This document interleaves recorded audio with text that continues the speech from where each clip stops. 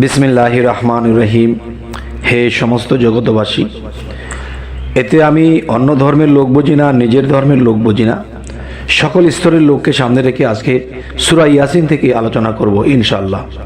সূরা ইয়াসিনের আমল ফজিলত যদি কেউ জানতে পারে এবং বিশ্বাস করে এবং সে মানতে পারে, ইনশাআল্লাহ ইহকাল পরকাল ধন্য হয়ে যাবে। তাই আমি মোহাম্মদ শামীম আলী আপনাদের সামনে সূরা ইয়াসিনের আমল ও ফজিলত নিয়ে হাজির হইলাম। তো আশা করব ভিডিওটি টানবেন না, অনেক লাভবান হবেন। এই আলোচনাটি শুনুন যে সূরা ইয়াসিনের আমল থেকে যে আলোচনাগুলো করব, আপনি পুরোটা আলোচনা শুনলে পরে আপনি অবশ্যই আপনি কোরআনকে, আল্লাহকে এবং সৃষ্টিকে, ফেরেশতাগণকে, নবী রাসূলগণকে আপনি অবশ্যই ধন্যবাদ জানাবেন যে আজকে তাদের জন্য আমরা কি সুন্দর জিনিস পেয়েছি। তারা যদি প্রেরণ না হইতো তাহলে আমরা কোত্থেকে পাইতাম। তাই সকলের প্রতি সম্মান রেখে আজকে সূরা ইয়াসিন থেকে আপনাদের সামনে এই আলোচনাটি তুলে ধরছি। অবশ্যই খেয়ালের সাথে, ধ্যানের সাথে শুনবেন, যাতে করে আমরা লাভবান হতে পারি। সেটি হলো, দেখুন, সূরা ইয়াসিনের ফজিলত। সূরা ইয়াসিনের ফজিলত আমরা কখনো বর্ণনা করে শেষ করতে পারবো না। অসংখ্য হাদিসে অসংখ্য রকম ইহা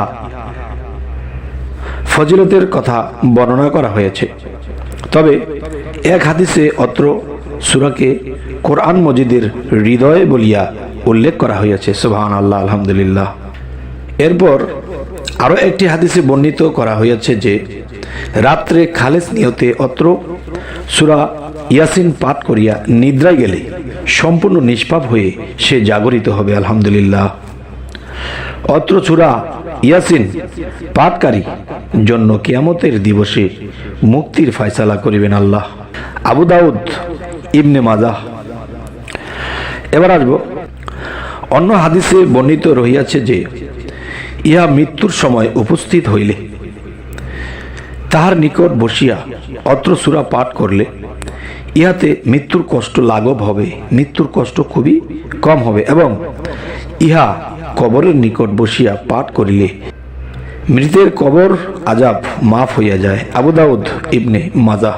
দেখুন, আজকে একটু দলিল সহকারে কথা বলছি, বিভিন্ন হাদিসের রেফারেন্স দিয়ে কথা বলছি, যে আজকে আপনারা শুনুন। যে অন্য অন্য আলোচনা হতো রেফারেন্স ছাড়া বলি, রেফারেন্স তো আছেই, তো রেফারেন্স দিতে গেলে দেখা গেছে অনেক সময় ভিডিওটা বেশি বড় হয়ে যায়, তাই এমনিতেই বলে যাই। তবে আজকের এই বিষয়গুলা আমি রেফারেন্স দিয়ে বলছি ইনশাল্লাহ। যে আরও একটি হাদিসের কথা বলা হয়েছে, কোনো ব্যক্তি নিয়মিতভাবে অত্র সূরা ইয়াসিন পাঠ করিলে সে যে কোনো দরজা দিয়ে বেহেশতে প্রবেশ করবে। সুবহানাল্লাহ, আলহামদুলিল্লাহ। তাহার জন্য বেহেশতের 8টি দরজাই খুলিয়া দেওয়া হবে।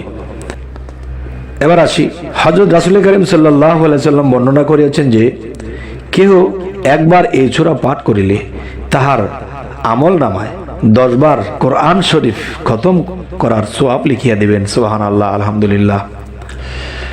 যে কোনো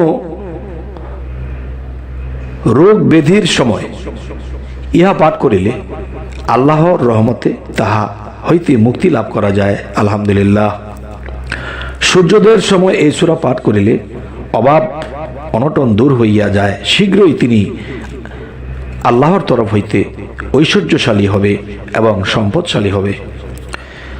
এবার আসি, ভীত, পীড়িত ও ক্ষুধার্ত ব্যক্তি এই ইয়াসিন সূরা পাঠ করিলে ভয় ও পীড়া দূর হইয়া যায় এবং ক্ষুধা নিবারণের ব্যবস্থা হয়। সুবহানাল্লাহ, আলহামদুলিল্লাহ। ঘর হইতে বাহির হইবার সময় এই সূরা পড়িয়া বাহির হইলে কোথাও কোনো বিপদ আপদে পতিত হইবে না। আলহামদুলিল্লাহ।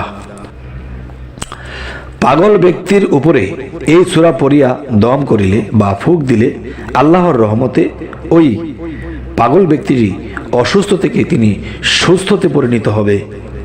আচ্ছা, তবে কি যে সে পাগল যদি আপনার কাছাকাছি হয়ে থাকে, তো প্রতি 3 দিন পর পর এই সূরাটি পড়িয়া পাঠ করিয়া যদি তাকে ফুঁক দেওয়া হয়, ইনশাল্লাহ তিনি পাগল থেকে সুস্থ মানুষে ফিরে আসবে। এবার বলবো, জিন, পরী কিংবা ভূতে ধরা রোগীর নিকট বসিয়া জোরে জোরে এই সূরা পড়িয়া শরীরে ফুঁক দিলে যাবতীয় দুষ্ট জিন ভূত দূর হইয়া যায়। আলহামদুলিল্লাহ। এই সূরা কিয়ামতের দিন ভীষণ অবস্থার বর্ণনা দ্বারা আল্লাহ তাআলার অতুলনীয় ক্ষমতা ও অপরিসীম মহিমা কথা প্রকাশিত হইয়াছে। ইহা ছাড়া অত্র সূরায় আল্লাহ অপূর্ণ সৃষ্টি নৈপুণ্যের কথা রহিয়াছে এবং ইহা ফজিলতের সূরারূপে খ্যাত।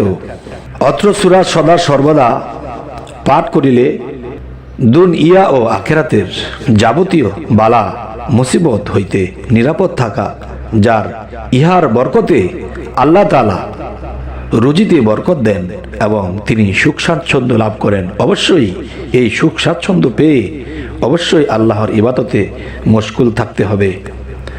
আচ্ছা, এবার আসি, হযরত সাল্লাল্লাহু আলাইহি সাল্লাম একটি কথা বলেছেন, প্রত্যহ রাত্রে এই সূরাটি পাঠ কখন করবেন?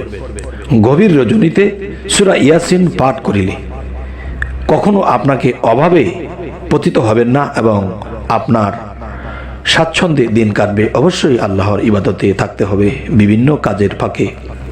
এবার আসব এই সূরার আরো কিছু বিষয়।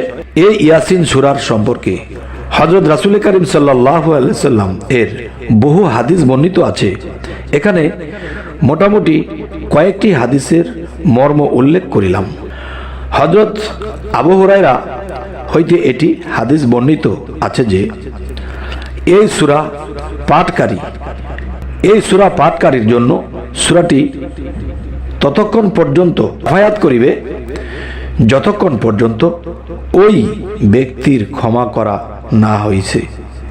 সুবহানাল্লাহ, আলহামদুলিল্লাহ। যতক্ষণ পর্যন্ত গুনাহ মাফ না হয়েছে ততক্ষণ পর্যন্ত যে আল্লাহর এই কোরআনের এই সূরা ইয়াসিন পাঠ করতে করতে করতে করতে তার ছোটখাটো গুনাহ প্রথমে তো মাফ হবে, পরে বড় গুনাহগুলোও মাফ হতে থাকবে। সুবহানাল্লাহ, সুবহানাল্লাহ। এবার আসি, হযরত ইবনে আব্বাস রাদিয়াল্লাহু হইতে অন্য একটি হাদিসে বর্ণিত হইয়াছে, রাসূল করিম সাল্লাল্লাহু আলাইহি সাল্লাম বলিয়াছেন, আমার বাসনা এই সূরা মূলক প্রত্যেকটি মুমিন ব্যক্তির অন্তরে থাকুক, অর্থাৎ প্রত্যেকে ইহা মুখস্থ করিয়া লোক।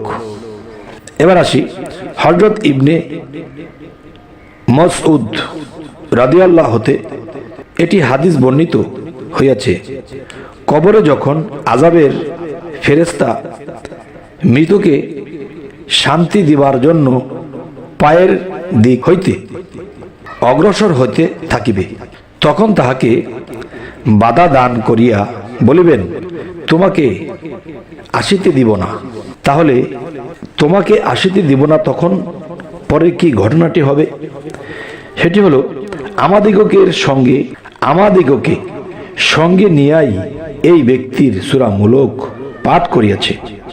তখন ওই ফেরেশতা বক্ষ, পেট এবং মাথা ইত্যাদি অন্যান্য দিক দিয়া আসিতে চেষ্টা করিবে, কিন্তু প্রত্যেক দিক হইতে ঐরূপ উত্তর পাইয়া সে আর অগ্রসর হইতে পারিবে না। চুম্বক কথা এই যে অত্র সূরা কবর আযাব হইতে বাঁচাইয়া রাখে। সুবহানাল্লাহ, আলহামদুলিল্লাহ। তাওরাত গ্রন্থে অত সূরার ফজিলত সম্বন্ধে এইরূপ বর্ণিত আছে যে, যে ব্যক্তি রাত্রিকালে এই সূরা পাঠ করিবে তাহার আমল নামায় অশেষ নেকি লিখিত হবে। সুবহানাল্লাহ, আলহামদুলিল্লাহ। 41 বার এই সূরা পাঠ করিলে বিপদ আপদ দূর হইয়া যায় এবং ঋণের দায় হইতে মুক্তি লাভ করে। প্রত্যহ 3 বার করিয়া 3 দিন এই সূরা পড়িয়া চোখে ফুঁক দিলে চোখের অসুখ ভালো হইয়া যায়। নতুন চাঁদ উদয় হইবার সময় এই সূরা পাঠে লিপ্ত থাকিলে ওই মাস আল্লাহর রহমতে কুশলে অতিবাহিত হবে। হে সমস্ত জগতবাসী, আজকের এই আলোচনাটি করা হলো সূরা ইয়াসিন থেকে। আমরা যদি এই সূরার আইন কানুন মানতে পারি, এই আমলগুলো করতে পারি, ইহকাল পরকালে আমাদের আর কোনো সমস্যাই থাকবে না। তবে হে সমস্ত জগতবাসী, আজকের পর থেকে চলুন আমরা সূরা ইয়াসিনের আমল ও ফজিলত দেখে করতে থাকি। ইনশাআল্লাহ আল্লাহ আমাদেরকে উদ্ধার করিবেন। তবে আমাদের চ্যানেলে যদি আপনারা নতুন হয়ে থাকেন, অবশ্যই সাবস্ক্রাইব করে নেবেন এবং পরবর্তীতে যেন ভালো আলোচনা আপনাদের কাছে পৌঁছে দিতে পারি। তো সকলে ভালো থাকবেন। আল্লাহ হাফিজ।